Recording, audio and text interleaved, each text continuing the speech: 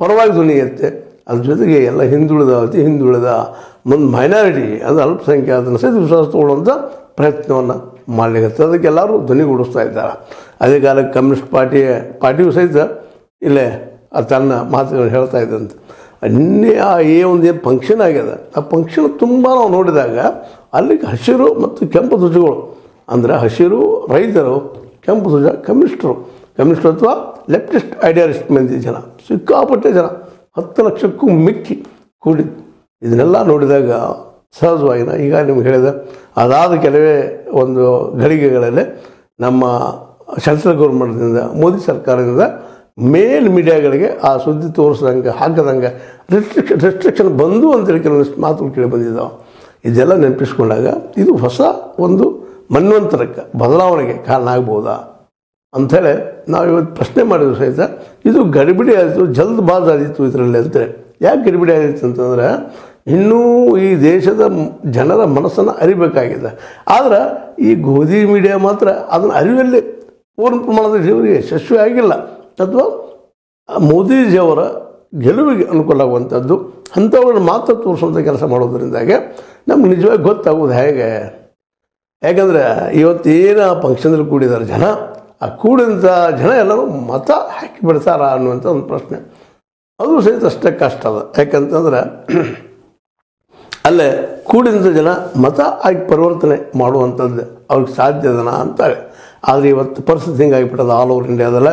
ಈ ಬಡತನ, ನಿರುದ್ಯೋಗ, ಹಸಿವು, ಸಂಕಟ, ರೋಗ ರುಜಿನಗಳ ಕಾರಣದಾಗೆ ಜನಸಾಮಾನ್ಯರು ಇವತ್ತು ಬೇಸತ್ತು ಹೋಗಿದ್ದಾರೆ.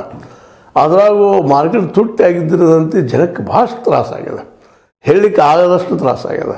ಹೀಗಾಗಿ ಇವತ್ತು ನಾವು 5 ಕಿಲೋ ಅಕ್ಕಿ ಕೊಡ್ತೀವಿ, ರೈತಗೆ ನಾವು 4 ತಿಂಗಳಿಗೊಮ್ಮೆ 2,000 ರೂಪಾಯಿ ಕೊಡ್ತೀವಿ ಅನ್ನುವಂಥ ಹೇಳಿಕೆಗಳು ಸಹಿತ ಒಂದು ಹಾಸ್ಯಾಸ್ಪದ ತೆಗಿತಿದ್ದಾವೆ. ಇದರಿಂದ ನಾವು ಬದಲಿಕ್ಕೆ ಸಾಧ್ಯತೆ ಏನಂತೇಳಿ.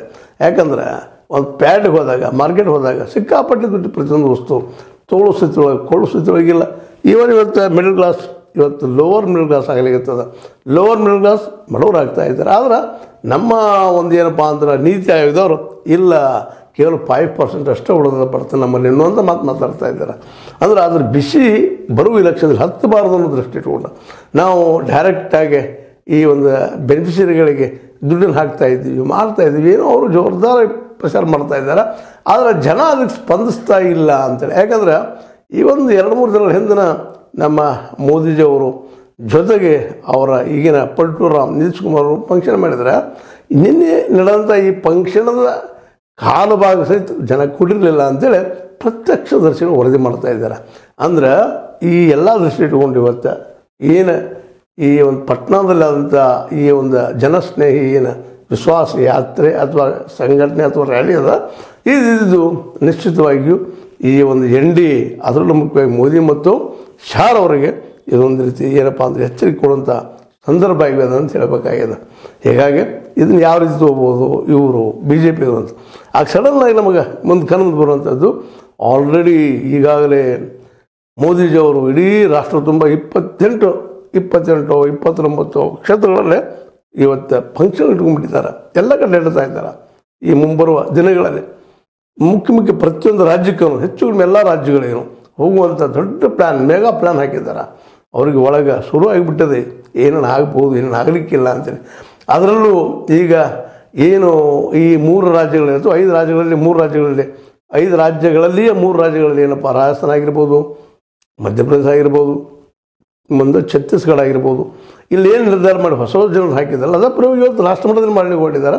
ಆದರೆ ಕರ್ನಾಟಕದಲ್ಲಿ ಆದಂಗೆ ರಾಷ್ಟ್ರ ಮಟ್ಟದಲ್ಲಿ ಸ್ವಲ್ಪ ಇದಕ್ಕೆ ವಿರೋಧ ವ್ಯಕ್ತ ಆಗಲಿಕ್ಕೆ ಯಾರ್ಯಾರು ಗೆದ್ದು ಬಂದು ಸಂಸದರಿದ್ರೋ ಅವ್ರ ಟಿಕೆಟ್ ತಪ್ಪಿಸೋದ್ರಿಂದಾಗಿ ಅವರೆಲ್ಲರೂ ಇವತ್ತು ನಿಧಾನಕ್ಕೆ ರಿವೋಲ್ಟ್ ಆಗ್ತಾ ಇದ್ದಾರೆ ಅನ್ನೋದು.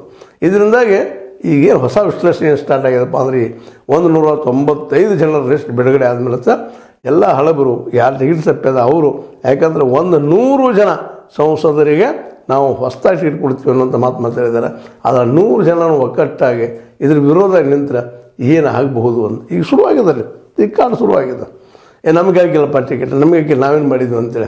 ಅದರಲ್ಲೂ ಪ್ರಜ್ಞಾ ಠಾಕೂರ್ ಅಂಥವ್ರನ್ನ, ಬಿಧೂಡಿ ಅಂಥವ್ರಿಗೆ ಟಿಕೆಟ್ ಕೊಡಲಾರ್ದಿಂದಾಗಿ ಈ BJPಯಲ್ಲಿ ಉಗ್ರವಾದದ ವಾದ ಮಾಡುತ್ತಿರುವಂಥ ಜನ ಅವರು ಹೊಚ್ಚ ಇದ್ದಂಗೆ ಮಾಡ್ತಾಯಿದ್ದಾರೆ.